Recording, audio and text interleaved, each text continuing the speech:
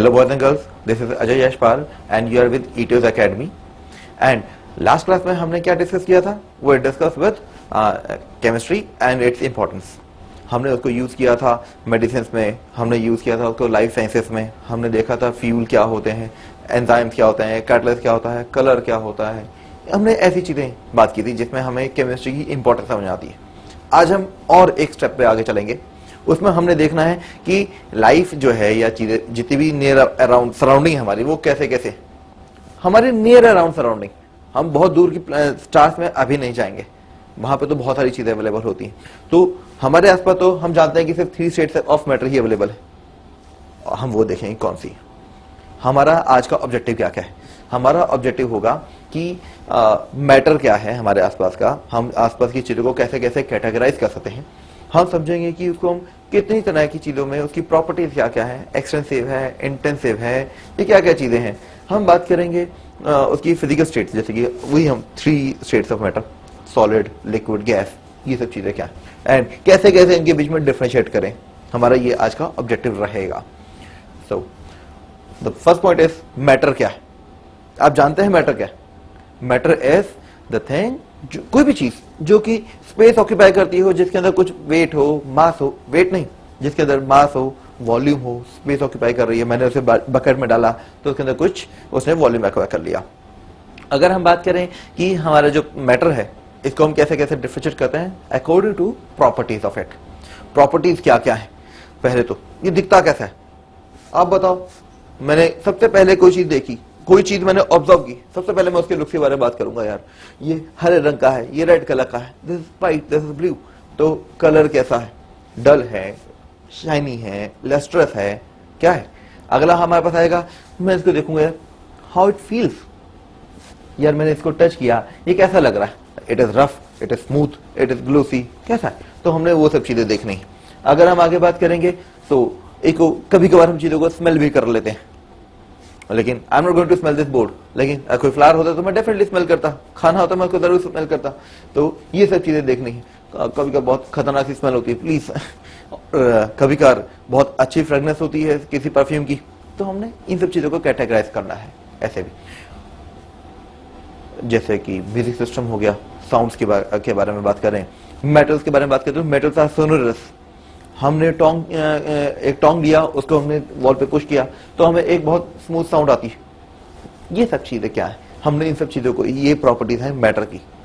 हर एक चीज नहीं दे सकती. जो चीज मैटर नहीं है, नथिंग इज देयर, तो मेरे आसपास कुछ नहीं, तो ये मेरे को साउंड प्रोड्यूस नहीं करेगा. तो हमने ये सब चीजें समझनी.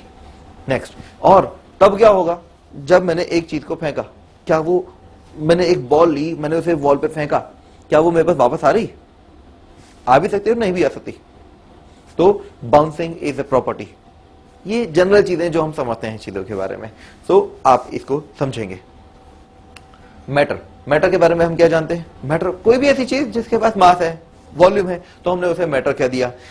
जिसने आपने इसे, जैसे मैंने अभी थोड़ी देर पहले बोला था कि हमने इसे बकेट में डाला तो उसकी कुछ वॉल्यूम एक्वायर कर लेगा. हो सकता है कि अगर बकेट में ऑलरेडी पानी हो तो पानी थोड़ा सा बाहर आ जाए, या कम अमाउंट का वॉल्यूम ऑफ वाटर इसके अंदर अब ऐड किया जा सके. नेक्स्ट अगर हम बात करेंगे मास, जब हम बात करते हैं कि ये मास है, ये मास क्या चीज है? मास जिसका कुछ वजन होगा, लेकिन मास वो नहीं, वेट. ये दोनों में थोड़ा सा डिफरेंस होता है. तो मास की कितना मटेरियल प्रेजेंट है, 5 किलो, 10 किलो, 1 ग्राम, 2 ग्राम, या फिर डायमंड के बारे में बात करें तो how many carats we have, 0.1 carat, 0.2 carat, 2 carats का हीरा बहुत बड़ा होता है. तो हमने ये सब चीजें समझनी. अगर हम बात करें कि स्पेस होता है वॉल्यूम, तो ये वॉल्यूम क्या चीज होती है? जो हमारे को उसने, जो ऑब्जेक्ट है उसकी डायमेंशंस क्या है, कितना स्पेस ऑक्यूपाई कर रहा है. A measure of space occupied by the object. जैसे ये it can be, it is measure usually in litres में हो गया, या फिर टैंक्स के हिसाब से हम बात कर सकते हैं, सेंटीमीटर क्यूब में कर सकते हैं, मिलीलीटर हो गया, लीटर्स और गैलन्स, ये सब चीज इसकी जनरल यूनिट्स हैं. हम बात करते हैं मैटर के बारे में डिस्क्रिप्शन की. तो matter is described as among because of its property. वो 2 तरह की होती है जैसे हमारा ऑब्जेक्टिव था. एक होती है एक्सटेंसिव प्रॉपर्टी, एक होती है इंटेंसिव प्रॉपर्टी. राइट नाउ हम एक्सटेंसिव प्रॉपर्टी के बारे में बात करेंगे. एक्सटेंसिव प्रॉपर्टी वो होती है जो कि मास पर या डायमेंशन पर डिपेंड करती है हमारे मटेरियल के। मेरे पास जैसे कि शीट ऑफ पेपर है, मैंने क्या किया, इसके 2 पीस कर दिए। क्या चीज है जो चेंज हो गया? सबसे पहले चेंज हुआ इसका डायमेंशन, इसकी लेंथ चेंज हो गई। तो लेंथ चेंज हो जाने की वजह से हमने इसे एक्सटेंसिव प्रॉपर्टी में कंसिडर किया। इसका मास भी तो चेंज हो गया, तो हमने इसके मास को भी एक्सटेंसिव प्रॉपर्टी में रखा। क्या इसका कलर चेंज हो गया? कलर चेंज नहीं हुआ, तो हम कलर के बारे में भी सोचते हैं, इसकी डेंसिटी के बारे में सोचेंगे, टेम्परेचर के बारे में सोचेंगे। लेकिन क्या क्या चीजें चेंज हो गई? मास चेंज हो गया, वॉल्यूम भी चेंज हो गई, लेंथ चेंज हो गया, क्रॉस सेक्शन एरिया चेंज हो गया। तो हमने इन सब चीजों के बारे में बातें करनी है। तो ये सभी क्या कहलाएंगी? Extensive property कहलाएंगी। अगर हम इंटेंसिव प्रॉपर्टी के बारे में बात करेंगे, जो कि मटेरियल पे बेसिकली डिपेंड नहीं करती, मटेरियल पर या फिर डायमेंशन पर डिपेंड नहीं करती। अगर मैंने क्या कर दिया, मेरे पास शीट पेपर का हमने एग्जांपल लिया ही है, तो उसका कलर चेंज नहीं हुआ था उसको टीयर ऑफ कर देने के बाद, तो कलर बिकम्स इंटेंसिव प्रॉपर्टी, उसका temperature becomes intensive property, density also. तो डेंसिटी जो होती है वो ये सभी क्या हो गए हमारे पास? इंटेंसिव प्रॉपर्टीज हो गई। इनके एग्जांपल देखेंगे, hardness, density, boiling point. Boiling point कैसे? मैंने कुछ अमाउंट ऑफ वाटर लिया, वो 100 डिग्री सेल्सियस पे बॉयल होता है। हैव एनीबडी मेंशन यू किया 100 ग्राम पानी 100 पे बॉयल होता है, या 5 ग्राम पानी 100 पे बॉयल होता है? बड़ा बड़ा अमाउंट वाटर यू टेक, वो हमेशा 100 डिग्री सेल्सियस पे ही बॉयल होगा 1 atm पर। तो हम इसे क्या कहेंगे? बॉइलिंग पॉइंट इंडिपेंडेंट हो गया ना। ऐसी मेल्टिंग पॉइंट हो गया। बहुत सारी प्रॉपर्टी हैं जो हम इसके अंदर कंसिडर करते हैं। जो प्रॉपर्टी होती हैं वो फिजिकल प्रॉपर्टीज जो हम बात कर रहे हैं, फिजिकल प्रॉपर्टीज जो आराम से आप मेजर कर सकते हो, length, mass, volume, number of mole measure नहीं कर पाओगे, वो केमिकल प्रॉपर्टीज आ गई। तो अभी हम फिजिकल प्रॉपर्टीज देख रहे हैं, वो जिसमें हमने किसी चीज को छेड़ा नहीं, उसकी केमिकल कंपोजिशन रिमेन सेम, उसकी आइडेंटिटी रिमेन सेम। मेरे पास एक टैंक ऑफ वाटर था, उसमें से मैंने एक 1 लीटर ऑफ वाटर मैंने उसमें से बाहर निकाल दिया। मैं इसको 1 लीटर, मैंने कहा ना ये वॉल्यूम आ गई, आई मेजर्ड दिस ना। हो सकता है ये अप्रोक्सीमेट हो सकता है एक्यूरेट हो, बट आई मेजर्ड इट। मैंने इसे वापस डाल दिया, बाहर निकाला, इसके 4-5 पीस कर दिए, इसमें तो कोई चेंज नहीं आया। पानी पानी रहा, वो H2O का H2O ही रहेगा, कार्बोहाइड्रेट भी ऐसे रहेंगे, ग्लूकोज भी ऐसे रहेगा, CO2 भी ऐसे रहेगी, हर चीज ऐसे रहेगी। ये फिजिकल स्टेट्स हैं। मैंने एक वुडन पीस ले लिया या फिर एक आयरन रॉड ले ली, मैंने उसे मोड़ दिया, बेंट कर दिया, तो उसकी केमिकल कंपोजिशन चेंज नहीं हुई, it is physical property only. तो ये हमने ध्यान रखना है। नेक्स्ट हमारे पास क्या होगा, इन्हीं के एग्जांपल देख लिए। कलर हो गया, hardness, melting point, boiling point. Chemical properties, chemical properties जो विदाउट केमिकल चेंज के ऑब्जर्व नहीं कर पाओगे, आपको कोई ना कोई केमिकल रिएक्शन उसमें करनी पड़ेगी। मेरे को चेक करना कि कोई एक ऑक्सीडाइजिंग एजेंट है या नहीं है, या कोई एसिड है या बेस है। तो मेरे को पहले उसमें से कोई चीज, अगर एसिड चेक करना है तो मैं उसमें बेस डाल दूंगा। अगर उसने उसके साथ रिएक्शन कर दी तो मैं कहूंगा कि हाँ यार ये एसिड था। आई रिपीट, मेरे पास एक चैम्बर है, मेरे पास एक कंटेनर है जिसमें मैंने लाइम जूस डाला है। हम सभी जानते हैं ये एसिडिक है, but how to test it? मैंने इसमें कोई एल्कलिन मटेरियल डाला, एल्कली डाला, तो क्या एल्कली ने अपनी प्रॉपर्टी चेंज कर दी? अगर चेंज कर दी तो हमारे पास जो जार में था दैट वाज एसिडिक। सिमिलरली हम बेस को भी ऐसे टेस्ट कर सकते हैं। तो हमारे पास ये कंपाउंड आ जाएंगे, ये प्रॉपर्टी आ जाएगी जो केमिकल रिएक्शन के थ्रू ही होती है। एग्जांपल्स क्या है? जलाने की कैपेबिलिटी। आपने किसी चीज को जला दिया तो क्या वो वापस उसे दोबारा फ्रेश यूज करोगे? मेरे पास गैस थी, गैस सिलेंडर है, उसमें ढेर सारी गैस है, मेरे को पता करना कि केमिकल है कि नहीं है। मैंने इसे जलाया, जल गया, जितनी गैस जल गई CO2 बन गई, H2 बन गई, क्या मैं उसे दोबारा यूज करूंगा? नहीं, क्योंकि वो नॉन रिवर्सिबल हो गया, वो फिजिकल चेंज नहीं था जो आसानी से चेंज हो जाए। तो ये burning becomes a chemical property. Decomposition, fermentation, reaction किसी भी के साथ भी हो गए, तो इसको हमने केमिकल प्रॉपर्टीज के लिए अंदर कंसिडर कर दिया। नाउ स्टेट्स ऑफ मैटर क्या थे? सबसे पहली स्टेट हम बात करेंगे सॉलिड की, which has definite volume, definite size, definite मास। तो जो आसानी से फ्लो ना कर सके, डेफिनेट वॉल्यूम है ना, डेफिनेट शेप भी है, डेफिनेट शेप होने से वो फ्लो नहीं हो पा रहा, इसकी लेंथ, ब्रेड्थ, हाइट सब कुछ सेम रहेगा, इसको हमने सॉलिड कहा। हम जानते हैं कि इसके पार्टिकल्स ट्रांसलेशनल मोशन शो नहीं करते, इसलिए इसको हमने सॉलिड कहा। लिक्विड के बारे में बात करेंगे तो जिनकी वॉल्यूम तो फिक्स है लेकिन उनकी शेप फिक्स नहीं होती। जिस भी कंटेनर में आप इसे डालेंगे उसी की शेप एक्वायर कर लेगा, उसकी इंटरनल शेप एक्वायर करेगा। मैंने 1 लीटर पानी ले लिया, उसको मैंने एक क्यूब में पुट किया तो it will acquire cubic shape. और अगर मैंने इसको पुट कर दिया होता एक स्फेरिकल पार्ट में तो हम सभी जानते हैं कि इसकी शेप कैसी रहेगी। तो इसके बारे में आगे नहीं, इतना ही काफी है, आगे देखते हैं। हाँ, लेकिन इसके अंदर एक चीज भूलेंगे नहीं, जैसे कि सॉलिड था उसकी शेप फिक्स थी ना, तो वो फ्लो नहीं कर पा रहा था, और अब की बार लिक्विड की शेप फिक्स नहीं है तो ये आसानी से ना फ्लो कर सकता है। फ्लो करने के टाइम पर तो उसकी शेप चेंज होनी चाहिए, although volume will remain same. लेकिन अगर हम बात करें गैस की, तो गैस वो चीज होती है जिसकी ना तो फिक्स शेप है ना फिक्स वॉल्यूम है। फिक्स वॉल्यूम नहीं है तो यानी कि इसका कुछ भी किसी भी कंटेनर में पुट कर सकते हो। बड़ी सारी गैस को आप छोटे से कंटेनर में पुट कर सकते हो, थोड़ी सी गैस को आप बड़े कंटेनर में पुट कर सकते हो। जैसे आपने देखा होगा कि एक गैस सिलेंडर से आप मल्टीपल नंबर ऑफ बैलून आप उसे फुला सकते हैं। तो जब आप बैलून्स में गैस फिल कर रहे हैं तो टोटल वॉल्यूम जो इनकी बैलून्स की है is more than that of A chamber, ये आपका जो गैस सिलेंडर होता है। इसका मतलब क्या हो गया, वॉल्यूम चेंज हो गई, ध्यान रखना है आपने। और फिक्स इसकी शेप नहीं होगी तो ये भी आसानी से फ्लो कर सकता है। आगे देखेंगे, गैस की ना एक और फॉर्म होती है। गैस बेसिकली 2 फॉर्म होती है, एक तो प्रॉपर गैस ही हो गया, दूसरा होता है वेपर फॉर्म। वेपर क्या चीज होती है, vapour is the gaseous form which can easily condense, जो आसानी से कंडेंस हो सके। क्या लिखा है, a substance that is currently a gas, जो गैस की तरह है, लेकिन आपने उस पर प्रेशर लगा दिया या ठंडा कर दिया या कुछ आपने फिजिकल चेंजेस लेकर आए तो आपने देखा कि वो या तो लिक्विफाई हो गया या फिर गैसियस हो गया, लिक्विफाई हो गया या सॉलिडिफाई हो गया। गैस ऑलरेडी था ही, तो चाहे टेम्परेचर चेंज करेंगे चाहे प्रेशर लगाएंगे। एग्जाम्पल स्टीम, वाटर वेपर्स, ये सब क्या होते हैं, एग्जाम्पल होते हैं किसके, वेपर्स के। नेक्स्ट रिवाइज कर रहे हैं हम इन सब चीजों को जो हमने अभी किया। स्टेट्स ऑफ मैटर क्या है, अगर हम बात करें सॉलिड लिक्विड गैस की तो सिर्फ वॉल्यूम के हिसाब से देख रहे हैं, तो क्या सॉलिड की फिक्स वॉल्यूम होती है, हाँ सॉलिड की फिक्स वॉल्यूम होती है। और क्या लिक्विड की फिक्स वॉल्यूम होती है, बताओ, हाँ होती है। लिक्विड की भी फिक्स वॉल्यूम होती है। व्हाट अबाउट गैस, गैस की भी फिक्स वॉल्यूम होती है, अरे होती है, नहीं होती, नहीं होती, तो गैस की फिक्स वॉल्यूम नहीं होती। अच्छा, और देखे तो और प्रॉपर्टी हमने क्या देखी थी, डेफिनेट शेप्स। क्या सॉलिड की शेप फिक्स होती है, हाँ हमने ये वाली बात की थी कि सॉलिड की शेप फिक्स होती है। अदरवाइज हमारे घर में जो टेबल होते हैं उनकी शेप चेंज ही होती रहती है, तो फिर हम नया फर्नीचर बनाने की जरूरत ही नहीं पड़ती ना, वही फर्नीचर को दोबारा से हमने बेंड किया, नई शेप आ गई। तो हमारे पास सॉलिड की शेप फिक्स होती है, ये ध्यान रखेंगे। लिक्विड की शेप फिक्स नहीं होती, लिक्विड को हमने जिस कंटेनर में डाला उसी की एक्वायर कर लेगा। गैस की भी नहीं होती। क्यों नहीं होती, 2 मिनट जरा पहले हम इसको रिवाइज कर लें।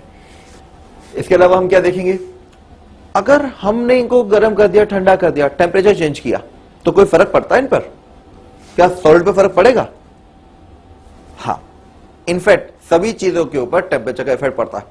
सॉलिड को अगर हमने टेम्परेचर चेंज किया तो हाँ इसकी थोड़ी सी हल्का सा वॉल्यूम चेंज आएगा, नेग्लिजिबल होगा, लेकिन ये मेल्ट हो सकता है। देखेंगे थोड़ा सा एक्सपेंशन, बहुत हल्का सा, हमने बहुत ज्यादा टेम्परेचर नहीं किया अभी। अच्छा, लिक्विड में अगर हल्का सा टेम्परेचर राइज किया तो क्या उसके अंदर कुछ फर्क आएगा, बहुत हल्का सा चेंज उसमें आएगा, माइनर, तो हल्का सा एक्सपेंशन आएगा। चीजें गर्म करने से एक्सपेंड करती है, ये एक नेचुरल फिनोमेना, हम सभी जानते हैं, बचपन से पढ़ते आए हैं। गैस के अंदर अगर हमने जरा सा भी टेम्परेचर चेंज किया तो इसकी वॉल्यूम बहुत ज्यादा बढ़ जाएगी, ये ध्यान रखना है आपने। इसके अलावा क्या होगा, प्रेशर का इफेक्ट क्या है, अगर हमने इसको प्रेशराइज कर दिया किसी चीज को, जैसे हमने कहा ना बैलून, एक सिलेंडर लिया उसमें ढेर सारी गैस थी, उसे हमने मल्टीपल नंबर ऑफ बैलून हमने इन्फ्लेट किए, तो उसके अंदर जो गैस आ रही है, वॉल्यूम आई, वो वॉल्यूम इस पूरे सिलेंडर से ज्यादा थी, ये बढ़ गई ना।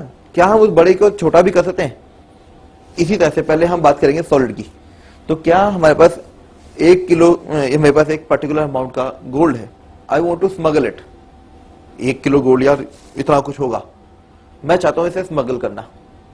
क्यों ना हो कि मैं इसे कंप्रेस करके इतना छोटा सा कर दूं और मैंने अपने पॉकेट में डाला, किसी को पता भी नहीं चलेगा, तो क्या ऐसा हो सकता है? लेकिन नहीं, सॉलिड कंप्रेस नहीं होते, बिल्कुल भी कंप्रेस नहीं होगा। क्या ऐसे लिक्विड को भी कंप्रेस कर सकते हैं? मैं मर्करी को स्मगल करना चाहता हूं तो वो भी बहुत नेग्लिजिबल, ना के बराबर, हम उसे एक्सेप्ट ही नहीं कर सकते कि वो कंप्रेस हो रहा है।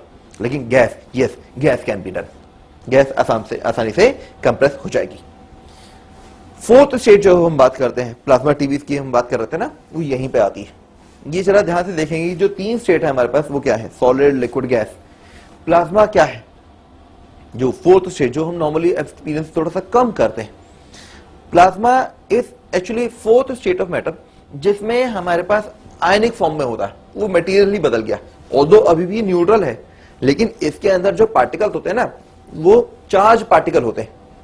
50% पार्टिकल अप्रोक्सीमेटली क्या होंगे? कैटायनिक होंगे, यानी कि positive charge. Rest of the thing will be negatively charge. Examples क्या होते हैं इसके? जैसे कि कैंडल फ्लेम, वो कलर्ड क्यों है? Because of the plasma. Tubelight आप लोगों ने देखी होगी, CFL देखे होंगे, जो उसमें गैस है ना, that is in the plasma state, तभी वो चमकती है। हम जैसे ही स्विच ऑन करते हैं, गैस कन्वर्ट इनटू प्लाज्मा। ये क्या है? एक्चुअली गैस को हमने आयनाइज कर दिया, गैस के आयंस बन गए, ये प्लाज्मा हो गया, जिसकी वजह से हमें कलर आ रहा है, जिसकी वजह से हमारे को उसमें से लाइट बाहर आती दिख रही है। CFLs, हमारा ट्यूबलाइट्स, ये वही एग्जांपल्स हैं। ये फर्क कैसे पड़ता है इन सबको करते कैसे? एनर्जी देते। Usually we provide energy in form of heat. हमने क्या किया? सॉलिड लिया, सॉलिड को हमने हीट ऐड किया, टेम्परेचर बढ़ाया, वो लिक्विफाई हो गया। लिक्विड को हमने ऐड हीट किया तो गैस हो गया। गैस में अगर हमने और एनर्जी प्रोवाइड कर दी तो वो प्लाज्मा में कन्वर्ट हो जाएगा। Plasma is actually gaseous state, ध्यान रखना है आपने। अब देखें, हमारे पास क्या है? सैंपल ले लिया कुछ, मेरे पास 3 चैम्बर से। इसके अंदर क्या है? कुछ ऐसा मटेरियल जिसके अंदर पार्टिकल्स के बीच में वॉल्यूम नहीं है। पार्टिकल बहुत पास पास जो मैं रख सकता था, देखो पार्टिकल आपस में ओवरलैप तो करते नहीं है, तो जितना पास से पास रख सकता था मैंने कोशिश की इसमें रख देने की। इसमें थोड़ा सा मैंने स्पेस डाल दिया, कुछ कुछ पार्टिकल्स के बीच में थोड़ा सा स्पेस है कि थोड़ा सा वो डिस्टर्ब हो सकते हैं, मूव कर सकते हैं हल्का सा। इसमें काफी स्टेट है, काफी गैप है, दैट इज सॉलिड, वो स्टेट सॉलिड है। ये चीज हल्का सा स्पेस है ना, तो पार्टिकल हल्का हल्का मूव कर सकते हैं। इसी की वजह से इनकी वॉल्यूम तो फिक्स रही लेकिन शेप फिक्स नहीं रही, because they have some space in between. These are called liquids. ये बहुत आसानी से कहीं भी फ्लो कर सकते हैं, मूव कर सकते हैं। This is called gas. अच्छा, अब इनको आपस में कन्वर्ट कैसे करें? मैंने आपको कहा था ना, टेम्परेचर चेंज करने से कुछ चेंज आ सकता है। देखो, अगर मैंने क्या कर दिया, इसका टेम्परेचर बढ़ाया, सॉलिड लिक्विड में कन्वर्ट हो गया। अभी हमने पहले देखा था कि गर्म किया तो सॉलिड लिक्विड में कन्वर्ट हो रहा है। इसे बोलते क्या है? इसको हम बोलते हैं फ्यूजन या मेल्टिंग। ये आपकी अपनी सेंस है कि आपकी वो कैब है कि आप इसे कैसे बात करेंगे। फ्यूजन कह लीजिए या फिर मेल्टिंग कह लीजिए। लिक्विड को अगर टेम्परेचर किया तो वो इवेपोरेट हो रहा है, इसे बॉइलिंग भी बोलते हैं यूजुअली, लेकिन उसके लिए स्पेशल टेम्परेचर चाहिए। नॉर्मल कंडीशन पर जब भी हमारे पास लिक्विड लेते हैं वो गैस में कन्वर्ट हो रहा है तो वो इवेपोरेशन ही कहलाता है। अगर गैस को ठंडा करेंगे तो it will get condense, gaseous material. Gaseous material में आपके पास गैस भी आती है और वेपर भी आते हैं, दोनों ही जब कंडेंस होते हैं तो वो लिक्विड फॉर्म में कन्वर्ट होते हैं। अब लिक्विड को क्या करेंगे? ये सॉलिडिफाई होगा या फ्रीज करेगा। पानी फ्रीज कर जाता है इनटू आइस। मर्करी मेल्ट हो, मर्करी सॉलिडिफाई होगा जब वो अपने सॉलिड स्टेट में आएगा। सिर्फ जो फ्रीजिंग की बात करते हैं ये जनरली हम पानी या फिर ऑर्डिनरी लिक्विड जो हम बात करते हैं उन्हीं के लिए होती है और कुछ नहीं होता। नेक्स्ट, ये देखिए हमारे पास क्या है। मैंने लिया कॉपर का एग्जांपल, जिसका मेल्टिंग पॉइंट, जो कॉपर मेटल जो होती है उसका melting point around 1083 degree Celsius होता है। नॉर्मल टेम्परेचर पर अगर मैंने बात की, हमारे आसपास का टेम्परेचर है 25 डिग्री सेल्सियस। इस टेम्परेचर पर उसके पार्टिकल जो है हल्का हल्का मूव कर रहे होते हैं, but they are not capable to move from one point to another, they are just oscillating in between. आप इसमें बहुत आसानी से देख सकते हैं कि बस हल्का हल्का इधर से उधर ऑसिलेट कर रहे हैं, वाइब्रेट कर रहे हैं। ये क्यों हो रहा है? क्योंकि हमने इसमें एनर्जी दी हुई है। हमने कहा एनर्जी दी, यार आपने नहीं दी तो नेचुरल प्रोसेस से तो आ रही है। टेम्परेचर 25 डिग्री सेल्सियस है अराउंड। जीरो एनर्जी कब होती है? जब 0 केल्विन होता है। 0 केल्विन से तो हम बहुत ऊपर है, 300 डिग्री सेल्सियस ऊपर है हम। तो इतनी एनर्जी तो आपने दी हुई है, हमें इस बात का रियलाइज नहीं होता, लेकिन है, इट इज द फैक्ट। तो हमने उसमें एनर्जी पुट किया, तो जिसकी वजह से पार्टिकल्स इधर से उधर ऑसिलेट कर रहे हैं। अगर मैंने क्या कर दिया, उसका टेम्परेचर बढ़ाया, अभी टेम्परेचर कितना रखा हुआ है? Is less than 1083 degree Celsius, तो ये सॉलिड हो गया। अगर टेम्परेचर बढ़ा दूं तो तब ये लिक्विड में हो जाएगा। तो टेम्परेचर 1083 या 2584 डिग्री सेल्सियस के बीच में होगा। ये 2584 डिग्री सेल्सियस क्या है? This is boiling point of copper. बहुत ज्यादा है भाई कॉपर को बॉईल करना। पानी कितने पे बॉईल होता है बताओ? पानी बॉईल होता है 100 डिग्री सेल्सियस पे, ये 2500 डिग्री सेल्सियस। तो इसलिए हम नॉर्मल मेटल की बॉइलिंग के बारे में कभी सोचते भी नहीं है, इतना बहुत आसानी से अचीव नहीं होगा। लेकिन ध्यान से देखो इनके पार्टिकल क्या कर रहे हैं, इनके पार्टिकल के बीच में स्पेस कितना सारा है, पार्टिकल बहुत आराम से इधर से उधर जा सकते हैं, लेकिन एक फिक्स्ड डायमेंशन में ये बहुत फ्रीली मूव भी नहीं कर रहे हैं कि आप इससे बहुत फ्रीली मोशन की बात करें तो इनकी वॉल्यूम तो फिक्स हो गई, शेप फिक्स नहीं है। हम ये चीज समझ चुके हैं। अब हमने इसका टेम्परेचर बढ़ा दिया 2594 डिग्री सेल्सियस से। ये क्या टेम्परेचर था? इसका बॉइलिंग पॉइंट था। अब बॉयल हो चुका, जैसे ही बॉयल हुआ ये गैस में कन्वर्ट हो गया ना, लिक्विड कन्वर्टेड इनटू वेपर या गैस फॉर्म, गैसियस स्टेट आ गए। इनके बीच में इतना फ्री स्पेस है कि आपस में बिल्कुल भी अट्रैक्ट नहीं कर रहे, नेग्लिजिबल अगर कोई हो तो ये कहीं भी मूव कर सकते हैं। They don't have fix shape, they don't have fix volume. क्यों? बीच में इतना सारा स्पेस खाली, आप इसे कंप्रेस करके या और इसके बीच में स्पेस जनरेट कर सकते हैं, कैसे भी कर सकते हैं। तो आगे देखते हैं जो हमने अभी तक देखा है। हमने अभी तक देखा है फिजिकल चेंजेस और chemical changes. So physical changes और केमिकल चेंजेस में एग्जैक्ट डिफरेंस क्या है? याद करो, फिजिकल चेंज में कोई केमिकल रिएक्शन नहीं हो रही थी, फिजिकल चेंज था सिर्फ हमारे को जो सामने आसानी से ऑब्जर्व हो रहा है। हमने क्या किया, मैंने एक मटेरियल लिया, उसे गर्म कर दिया, सॉलिड से लिक्विफाई हो गया, लिक्विड से वो गैस में कन्वर्ट हो गया या वेपर में कन्वर्ट हो गया। ये फिजिकल चेंज तो था। वाटर ले लिया, वाटर को गर्म किया तो वो गैस बन जाएगा, वाटर को ठंडा किया सॉलिड हो गया। सिर्फ इसकी फिजिकल स्टेट चेंज हो रही है, कोई केमिकल चेंज नहीं हो रहा है। तो यहां पर कोई केमिकल चेंज नहीं होगा, सिर्फ फिजिकल अपीयरेंस, टेम्परेचर, प्रेशर, ये सब चीजें चेंज होंगी, कंपोजिशन विल रिमेन सेम। अगर हम आगे बात करते हैं इन्हीं के एग्जांपल्स में, तो ये हमने अभी बात करी इसके बारे में। ये क्वेश्चन देखो जरा, मैंने जैसे बात की आपसे, मैं देखना चाहता हूं कि आप ध्यान दे रहे हैं कि नहीं दे रहे। बताइए मुझे, अगर पानी को बॉईल किया तो क्या वो अभी भी पानी ही है? पानी ही रहेगा। Chemically it is water, physically it has become to gas. ये स्टीम बन चुका है। क्या ये रिवर्सिबल है? मैंने स्टीम बना दिया, क्या वो स्टीम हमेशा के लिए स्टीम ही रहेगी? क्या उसे ठंडा करके पानी या फिर बर्फ बना सकते हैं? हाँ, बना सकते हैं। आगे देखते हैं केमिकल चेंज क्या होता है। केमिकल चेंज वो चेंज होता है जिसमें आपने मटेरियल को ऑलमोस्ट परमानेंटली चेंज कर लिया। फिजिकली गर्म ठंडा करने से कोई फर्क नहीं पड़ेगा उस पर, आपने उस कंपाउंड की, उस मटेरियल की आइडेंटिटी ही चेंज कर दी। मेरे पास क्या है, मेरे पास ग्लूकोज था, ग्लूकोज को मैंने ऑक्सीजन से जला दिया, अब ये बन गया CO2 और H2O। CO2 तो भैया गैस है, H2O गैस बनता है, उसको हम ठंडा करके पानी बना सकते हैं। लेकिन इन दोनों को अगर हम कंज्यूम करेंगे तो ग्लूकोज की तरह एनर्जी नहीं मिलेगी। तो this was a chemical reaction. ये ध्यान रखेंगे, जिसमें केमिकल आइडेंटिटी ही चेंज हो गई, हमने उसे कहा केमिकल रिएक्शन। जैसे कि रस्ट लग जाना, जंग लग जाना, बर्निंग होना, डिकम्पोजिशन, फर्मेंटेशन। सो ये ध्यान रखेंगे आप लोग कि ये सब चीजें थी जो हमने फिजिकल और केमिकल चेंजेस में बात किया। नेक्स्ट टाइम हम लोग क्या बात करेंगे? आज के लिए हमने ये सब चीजें देखी। आज हमने क्या किया, पहले हम उसको रिवाइज करेंगे। हमने आज देखा थ्री स्टेट्स ऑफ मैटर क्या थी। In fact we discuss plasma. इसके बाद हमने डिस्कस किया कि एक फिजिकल स्टेट को दूसरी फिजिकल स्टेट में कैसे कन्वर्ट कर सकते हैं। फिर उसके बाद हमने बात की कि केमिकल चेंजेस क्या होते हैं। हमने ये चीजें डिफरेंशिएट की है, फिजिकल के बीच में, फिजिकल और केमिकल के बीच में डिफरेंसेस हमने एक्सपीरियंस किया।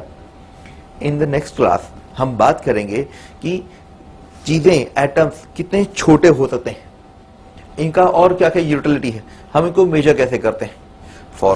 मैं एक्सपेक्ट करूंगा अगली क्लास में आप पढ़कर आएंगे। That's for now, good bye.